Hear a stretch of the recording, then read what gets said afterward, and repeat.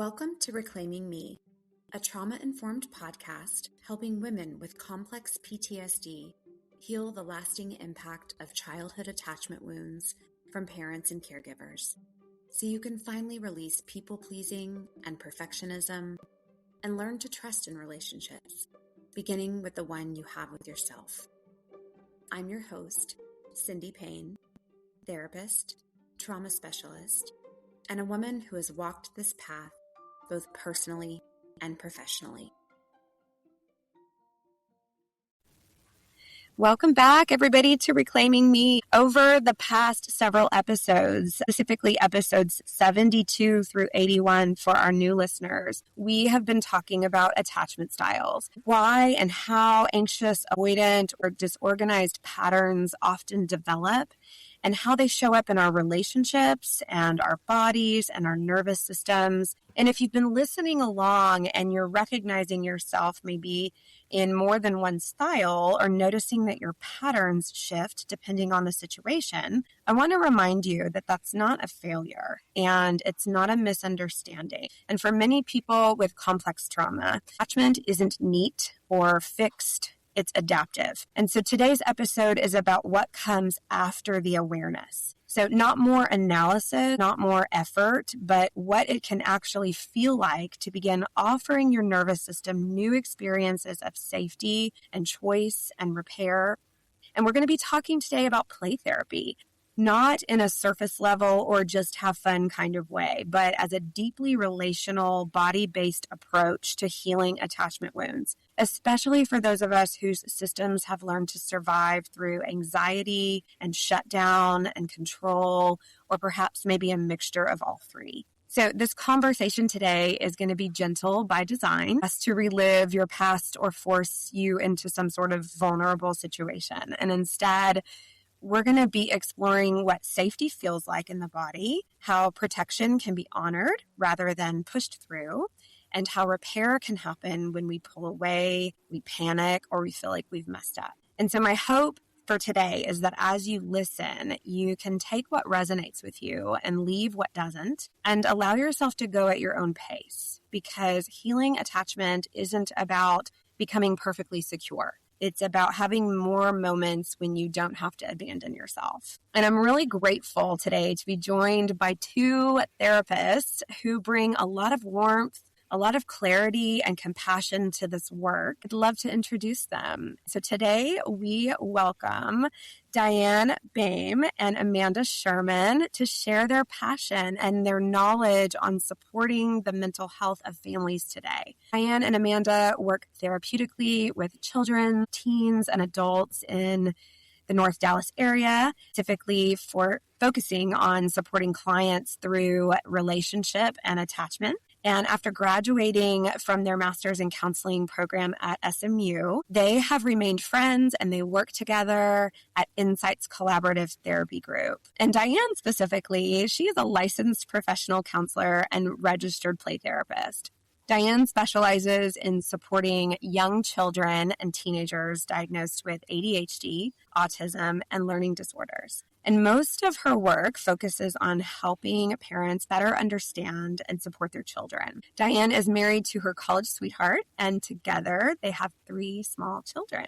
And Amanda Sherman, she is also a licensed professional counselor. She has nearly 10 years of counseling experience in the school setting, ranging from lower elementary school to higher education. And Amanda specializes in supporting teenagers and adults facing anxiety, depression, life transitions, self-esteem issues, and child-parent relational concerns. And additionally, Amanda is a licensed supervisor, mentoring aspiring therapists after graduate school.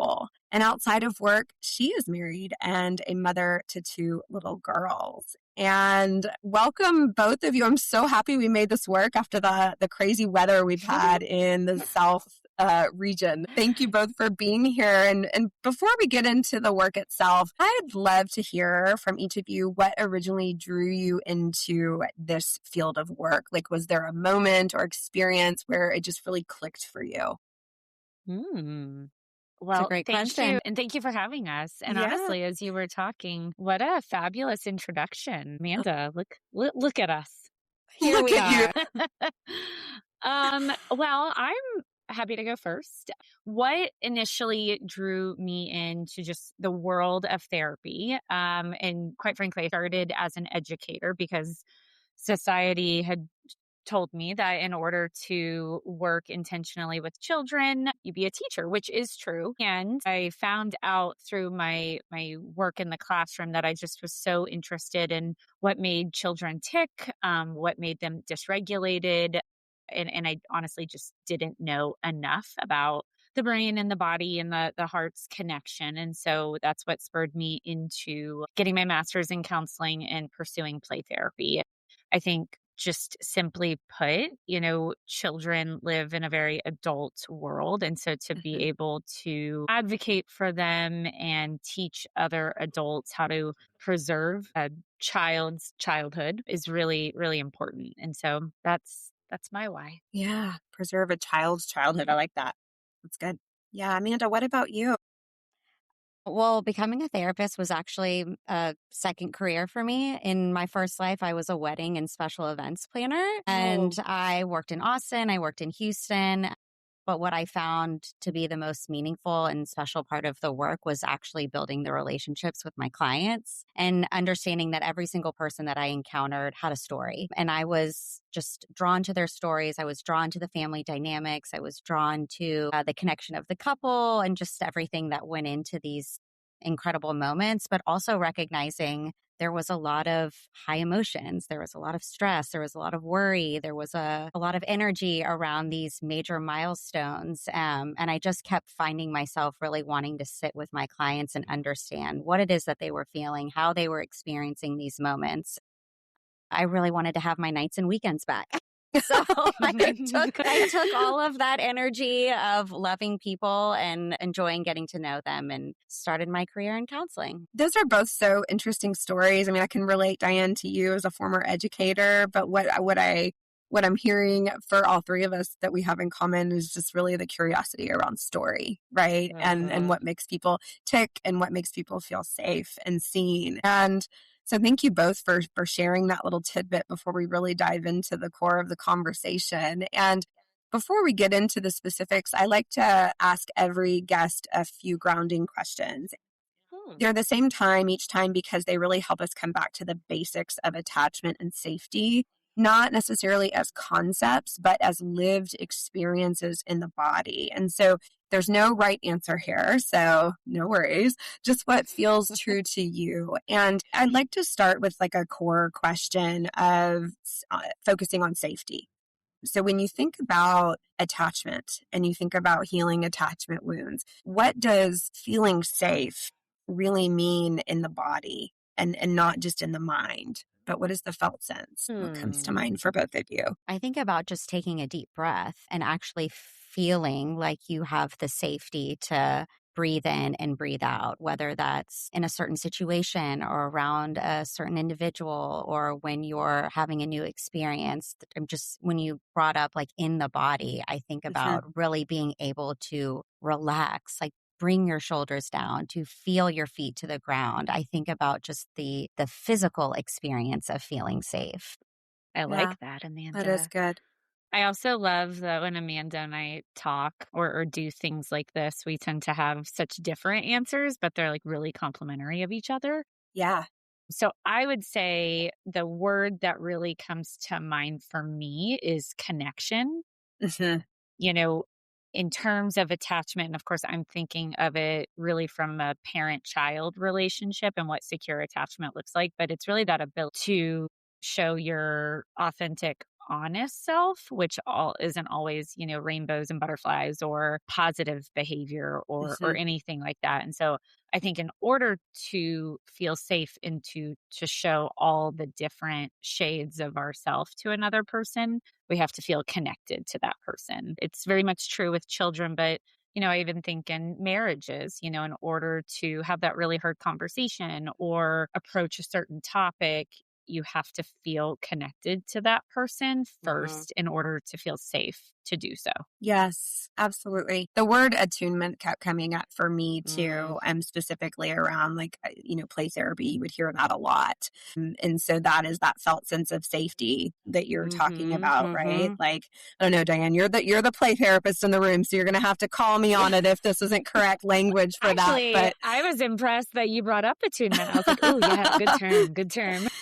yeah, just that feeling. It's the feeling, right? It can't really necessarily be described so much conceptually, but it's more like I feel safe in my body around this Mm. person. Mhm. I'm not on edge. My body can feel more grounded, as Amanda was saying. Like I can feel my feet on the floor, things like Yeah. that. And I Yeah. and I think, in terms of attunement specifically, it kind of takes two or more to tango, right? Like Hmm. I can be very highly attuned to my environment, but I need someone to almost match that attunement or be responsive to my attunement to Yes. be able to really feel safe and connected. Yeah. Yeah. Those are great. Those are great answers for that. And in terms of like play and protection, I think oftentimes when we use the word play, at least this is my thought originally, is that we would automatically bring up like an image of a child, right? It's like Mhm. once we become adults, there's this idea that like we don't have time for play. We stop playing. We have jobs, we have, taxes to pay and things like that. And so it's this idea of like this higher level of anxiety and disconnection around this idea of just having curiosity and creativity. And for someone whose nervous system maybe has learned to protect them through things like high anxiety, like running Mhm. fast and making quick decisions, or maybe the opposite, which is like the shutdown, or maybe they Mm. have a high sense of control. How do you both experience play working with those protections instead of maybe against them? Does that make sense? Yeah. Well, when I when I think about play, I mean, naturally, based on the work that I do with clients, I go straight to play therapy. Like, how can you not, right? Yeah. And when we think of the essence of play therapy, the toys are the words, and play is just the very natural language of children. It's Hmm. just how they innately know how to communicate. I also kind of think of it in terms of, babies are just born so inherently good in the world. Like a baby can do literally no wrong, right? Right. And so there's Yeah. like this being able to preserve that sense of innocence. And then we get older and these things they happen to us, right? Whether Yeah. it's through relationships, trauma, whether it's through the daunting task of having to like get groceries or pay taxes or whatever the stressor might be, and Hmm. then we learn that there's a reality to the world. And so I think as we enter adulthood, and I think Amanda, you can probably speak really well to this, but we forget that actually play is the natural language for all of us, and it's where we started. Yeah. And when we go into adulthood, we have to remind ourselves that wait a second, we need a little bit of that balance in order to actually like be successful as adults. Yeah. I love that. Amanda, what about you? Like when you're working with like your teen or maybe early adult clients, and you see that anxiety or that shutdown or maybe that like high need for control, how do you, and I know you're not a play therapist per se, but like how do you maybe kind of like introduce those concepts gently to have the client kind of realize like, oh, these are protective mechanisms and this is how I can work with it. Well, I think about how what Diane sees is where all of this begins. And then by the time they've come into Mm. my office, they're a little bit older and maybe they've moved away from how they used to play as a child or how they used to interact with people around them as a child. And one of the very first things that I often ask my clients is, what do you remember this experience being like for you when you were younger? Or what do you remember about watching people around you when you would encounter stress as a child? Or how did you see your parents handle stress and worry or difficult situations? Yeah. So even though I am not watching it happen in real time Mhm. in a playroom in my space, I'm oftentimes asking my clients to think back Yeah. um, and try to remember what it was like when they were younger in those experiences. And if they answer those questions as these were really difficult times, this is kind of where things in my life started to really fall apart. It helps them understand perhaps why they are experiencing the world the way that it is right now is because Yes. in these formative years, whether it was the adults in their life or the children or other children around them or the environments that they were living in, kind of helped shape how they thought about the world moving into adulthood. Yeah. Um, and it is really interesting to ask clients. And I think a lot of times I have clients that come in and say, well, I want to talk about an issue right now. I don't really want to get into my childhood. And I'm like, Well, it all connects back. It all connects back. yeah. We're going to get into your childhood. Yeah. Yeah. But no, that's a great point. I think it's a good segue into my next question on repair, right? Because a lot of the clients that I work with, they'll come in, they are high achievers, they have perfectionistic tendencies, they just want to please. And maybe there wasn't a lot of modeling of what healthy rupture and repair looked like.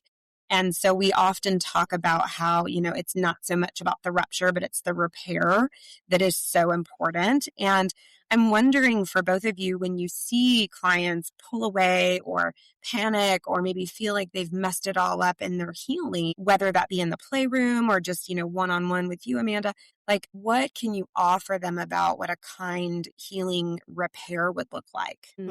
This might be hands down like my favorite skill set slash term slash concept that everyone can benefit from learning. And specifically when you were talking, Cindy, and even in terms of, your clientele and this concept, I mean, when we connect this to the idea of play, it is so much harder, I think, for parents who even are high achievers or who, had some type of traumatic history in their childhood. And then, with their own children, so much of what we don't want to talk about or we don't want to tap into naturally bubbles up like ready or not, here we go. And so when I think of repair, what I love to do within the world of play therapy is quite frankly, really work with the parents and educate them on what that's even like to model for their child. Essentially when we think of repair at its most basic term, it's, hey, I made a mistake and the mistake happened because I'm human. Right? Yes. I'm human and I'm flawed. But what happens next is actually the most powerful piece because I'm able to look at you, whether it's, adult to adult, parent to child, child to child, but it's the ability to say, yeah, I recognize that happened and I'm really sorry and I love you and you're safe and I'm going to work really hard to try not to do that again, but I'm human and I hope we can work together on that. Not that has to be like an actual script, but that's the essence of repair in my opinion. Yeah, gosh, it's so powerful. So powerful because a lot of the clients that I work with, quite honestly, like maybe they never saw that, like I said, in action, right? So when it comes to even just repair with themselves, like I was harsh with myself or I was controlling with this other person and I don't know how to even formulate the words because I'm in shame. So Amanda, I'm sure for you, with your population, you maybe see that a little bit more often where it's like they're kind of at this sticking point. Anything that works really well when you're trying to communicate that message? Yeah, that's such a good point is so often our clients are coming to us because they are feeling stuck. You said something about the repair with yourself. I mean, the courage that it takes to ask for help and the courage that it takes to be vulnerable in a therapeutic setting is so healing within itself. And I think just honoring when our clients come to us and they're ready to sit down and problem solve, or they're ready to sit down and reflect and do the work, that's repairing.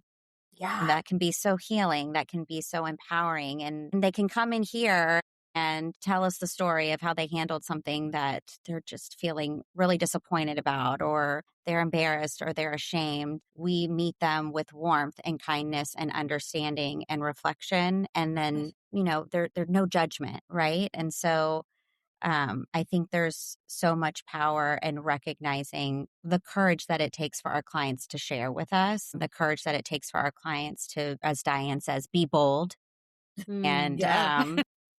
in these spaces. And that's where some of that unsticking happens. And that's where some of that that change can happen. Yeah, unsticking. Yeah, the awareness factor. It's like once I know it, it's not something that I can really easily unknow again. So I catch Yeah. myself. Yeah, yeah, absolutely. Those are great. I wonder if we can move into some attachment style questions because this kind of comes at the tail end of a series that I did on attachment styles. And, for listeners who listened to those episodes, the anxious attachment style specifically, listeners who maybe identify themselves as people that really crave closeness, but they worry that they're too much, or they might be left. And so they have that fear of abandonment. How can play help them feel connected without having to chase or perform? Diane, I guess this would be a question for you. Ooh, this feels so deep. I like this. Yeah. I mean, I you know, I'm just going to go with an automatic thought here, right? Yeah. Because I think so often with these questions, it's we can really think about it and want to say the most profound thing. But an automatic thought that I have when you say that is, what does it mean for your listeners to practice that concept of giving grace to themselves and the allowance to, I just have this quote, Amanda knows this. It is a quote that I think, I don't have a tattoo, but if I had a tattoo, I'd probably get this tattooed. And it is be who you are and be that well. And so, for those of us that have an anxious avoidant attachment style, right? I'm raising my hand, but not raising my hand.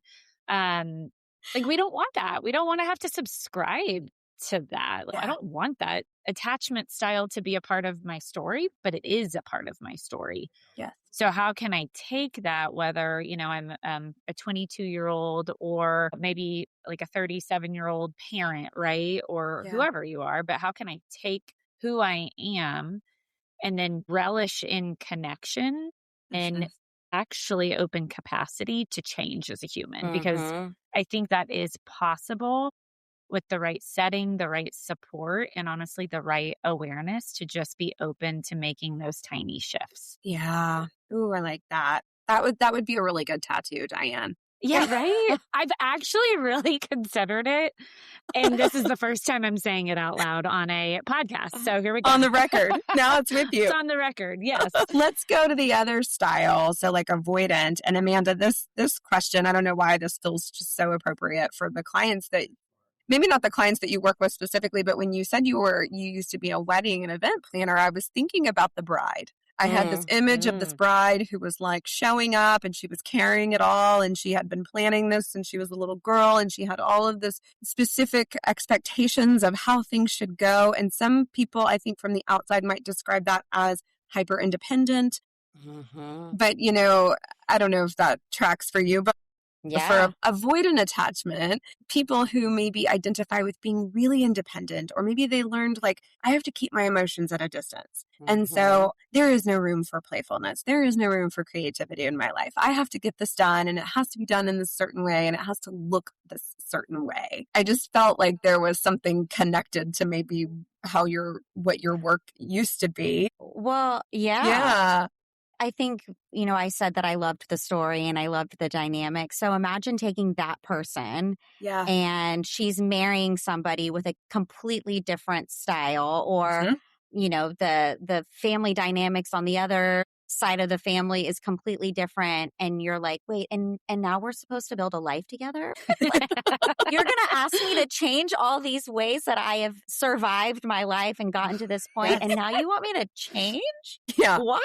So I think where I see this often in my practice, I work with a lot of, young adults in their early 20s, and they're starting to establish relationships with partners, and they're talking about, I had a client come in the other day and we had the timeline conversation, and what felt like an appropriate next step, a very organized and controlled thing that this client could do. She also very independent young woman. shared this with her partner, and the partner was like, well, I got a lot of feelings about this. And it just kind of unraveled. And so I think where I see this happen so much in my practice is as people are learning to establish new relationships with people who come with their own styles, their own experiences, and how do you create a life together with someone where they've done their own version of operating within their system for survival. And I think kind of bringing it back to play, Diane and I both see, parents or do some sort of parent support. Okay. And now how are you going to create a new world for your children? So I see kind of like an invisible string through all of the work that we do. Yeah. And for those listening, like as I was listening to Amanda, I was like, oh, yes, that's hard. Yes, that's really hard, actually. And on these milestones in life, whatever that may be, just when you think you have it like all kind of like, oh yeah, I've got this, like you don't got this, and then you have to readjust. And I think that's okay. And, both Amanda and I, we're licensed therapists. We support people through kind of just some of their rawest moments, right?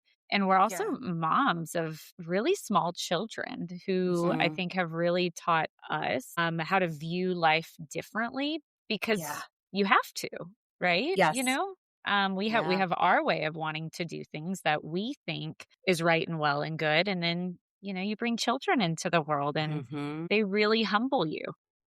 Yes. That's a really lovely way to say that. They humble you. So diplomatically. They really do humble you, and it's interesting because I was thinking about, this other attachment style that a lot of my clientele resonate with, which is the disorganized attachment style, which is like, I want connection, but I'm also deeply fearful of it. And so what happens as a result of that is I get into this black and white way of living my life. There is not a lot of room for paradox, right? And so I can't hold the both and because maybe that feels a little too threatening for me. And yes, to speak to what you were saying, Diane, children will almost kind of force you to figure out how to work with that if you're really big on like, nope, it's this way or it's this way. Right. And in fact, it was making me think about our little text exchange that we had. And, we were going to try to record and the weather would not cooperate. And Diane, you were like, I would love to try to record, but my daughter has, she needs my attention. And so I just know how this is going to go. And so I can kind of think forward. And I was like, kudos to you for having that that foresight to make that decision, because I think for a lot of us who kind of grew up in that way of like that like rigidity, like I'm going to make this happen at the expense of everybody, right? And then we just end up hurting ourselves. So I had to note that again, just because I was thinking like, oh, the flexibility, right? Well, and I'm actually so happy you brought that up because one, I forgot about it, but two, that decision was made so genuinely because of trial and error. Yes. And I think, when you have an attachment style that really breeds, control, perfectionism, I said I would do this. And so I am going to keep my word, which, in many arenas is very fair. But at the same time, who is this at the cost of? Yes. And quite frankly, if, as my 4-year-old daughter here, it'd be at the cost of the listeners. So you're welcome, Cindy. Yeah.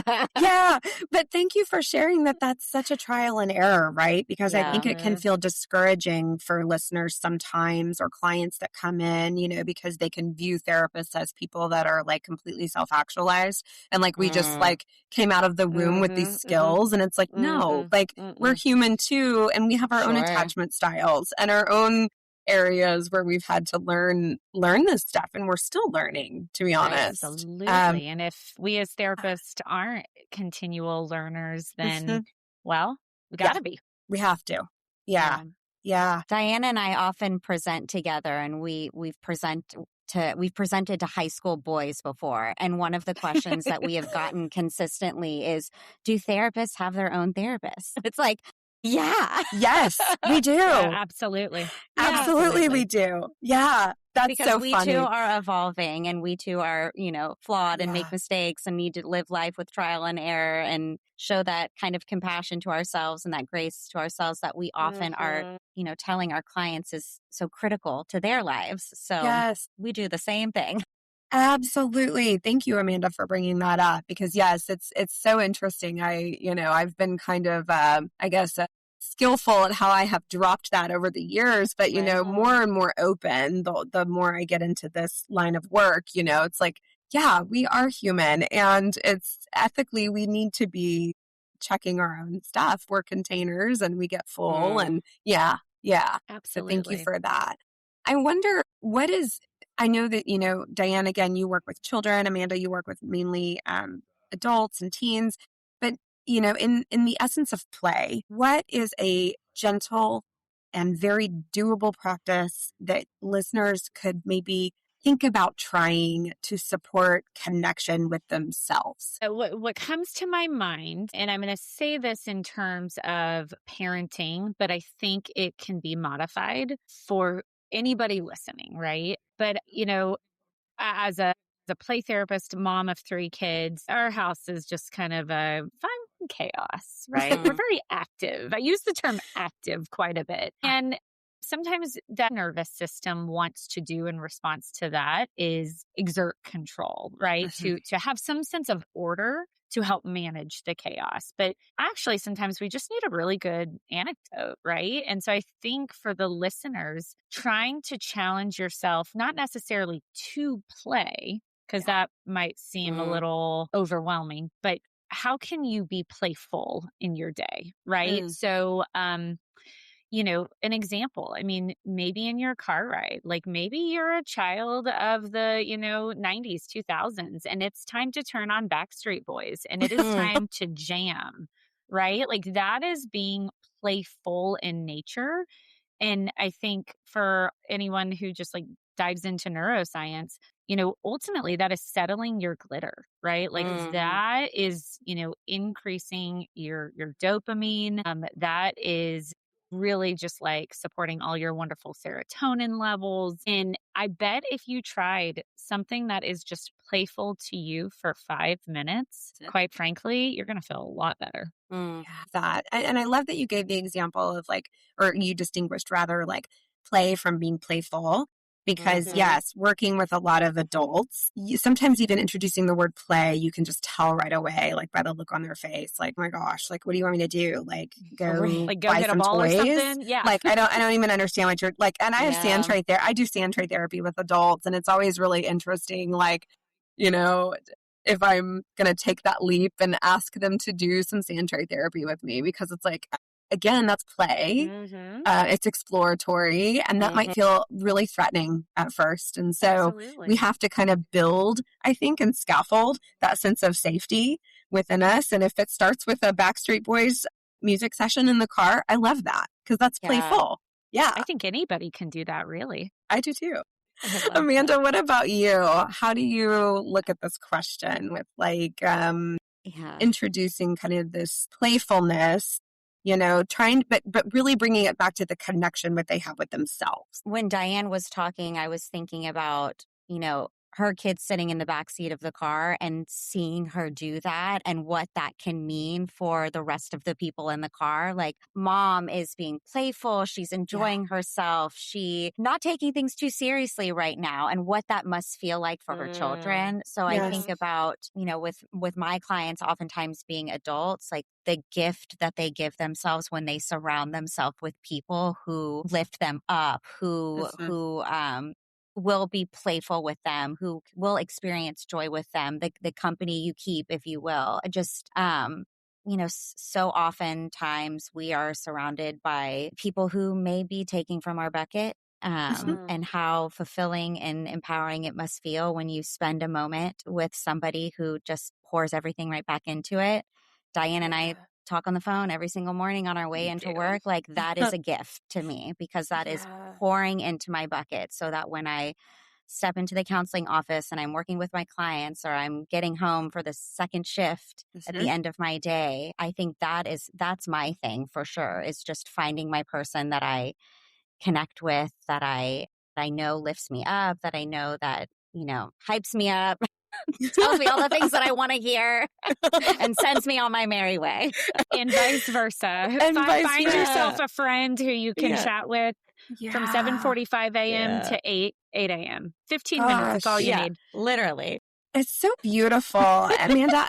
It is. It's so beautiful. And I love, it feels like such a small, safe step to enter into this like permission giving space of like I am allowed to be in the company of somebody that just makes my nervous system feel safe. And maybe if I didn't grow up with playfulness modeled a lot, maybe that's how I start to form that definition of what it feels like to be playful. If I can find that in somebody else that brings that out in me, then slowly I can start sticking more toes in the water of that. And it just becomes kind of this more natural space that I can inhabit. And so thank you both for your input on that. I love that. I think that'll be really helpful for the listeners. And I know in the essence of time, I mean, gosh, who knew? I could keep talking with you guys forever, but I know y'all have lives and clients and family members to be with today. And I wonder, is there anything else that you want to convey to the listeners, or I'm going to be linking some information about your practice if listeners would like to find out more about you, but just any other things that you would like to share or questions before we wrap today? Oh, I don't want to leave. This is I know. Well, yeah, maybe if y'all would enjoy coming back on, I would love to have you back on, because this has been so great. Well, I love that you've created a forum to have these types of conversations. The work that we do in our offices, doesn't always get translated outside of our offices. So I think it's incredible that you bring professionals together to speak about the work that they do with their clients and how that may impact some of your listeners. So, it's always really great professionally to find things outside the chair. Yeah. So this is just a really great platform, and I'm so grateful that you included us. Well, I'm so grateful that you guys said yes to coming on. Yeah. I know. Such a joy. I as we wrap up, I wasn't expecting this book recommendation to pop into my mind, but it just did. So I'm going to go with it. Yeah. But, when I think in terms of play and, oftentimes we think of like the child's brain, but as you have shared, Cindy, and really as we've talked about, this can apply to everyone. Like that idea of being playful and understanding our brain and how it impacts our body and our nervous system. Like we all need a crash course in that. And one of my favorite books of all time that I think can apply to truly anyone is The Whole Brain Child by Dr. Dan Siegel and Tina Payne Bryson. And, it's a foundational book that explains the differences between the right brain and the left brain and, what felt safety means and attunement and all these terms that we're using. Yeah. Yes. And I think if adults specifically can just have a very fundamental understanding of what that means, I mean, that will completely infiltrate into relationships, work life. I mean, heck, if you're in corporate America, you can use that there. Yes. And just every interaction, because, it doesn't mean we're walking around the world being fluffy, right? But we're walking around the world understanding, okay, how's my brain responding to my environment? And how does that impact my body? And how does that impact how I show up for my people, mainly for myself? So yeah, I would encourage listeners to either read that book or honestly take a listen, because I think it would really explain or back up a lot of what we've talked about today as well. Yeah, no, that's a great one. And I will link that in the show notes, The Whole Brain Child. That's a beautiful book and such a great foundation of where to start. And so thank you for bringing that up today. And I just want to thank you both so much for your time and your commitment and all of the wonderful work that you are doing. And if you want to find out more about these wonderful ladies, please go to the show notes, and you can also follow me on Instagram, Cindy Payne Rooted, and I'll have all of their information linked there as well. And As we close this series on attachment styles, I just want to remind our listeners of something really important, that if they've recognized themselves in anxious, avoidant, or disorganized attachment patterns, that those are not flaws, that they are really intelligent ways that our nervous system has been wired to try to keep us safe. And what play therapy shows us specifically is that healing doesn't always come from more insight or more effort. Sometimes it's the experiences that are slower, that are gentler and more forgiving than maybe what we grew up with. And play isn't about pretending that things weren't hard, right? It's about allowing our nervous system this new information, connection that can be safe and that mistakes can be repaired. And you don't have to abandon yourself to belong, most importantly. And so wherever you are in your healing, you're allowed to go at your own pace, and you're allowed to want closeness and need space at the same time. And you're allowed to practice being the safe adult that maybe you did not have. And so this happens one moment at a time. So thank you, ladies, again. And y'all have a lovely day. And thank you for having us. Yeah. And until next time, I hope to have you back. We would love that. Everybody. Thank you. Bye. Bye. Thank you for spending this time with me today. I hope you leave feeling a little lighter, a little more grounded, and a little closer to trusting yourself and your inner experience. If this episode resonated with you, please follow or subscribe so future conversations can meet you when they're needed. And if someone came to mind while you were listening, consider sharing this episode with them. That's one of the ways this work reaches the people who need it the most. You can find me on Instagram at Cindy Payne Rooted, and you can also visit me at cindypayne.com, where you'll find all episode links, blog posts, practice updates, and a free people-pleasing style quiz designed to help you notice your patterns with more compassion. And remember, every small step towards healing, self-trust, and presence matters. You are worthy of this journey. Thanks, everyone.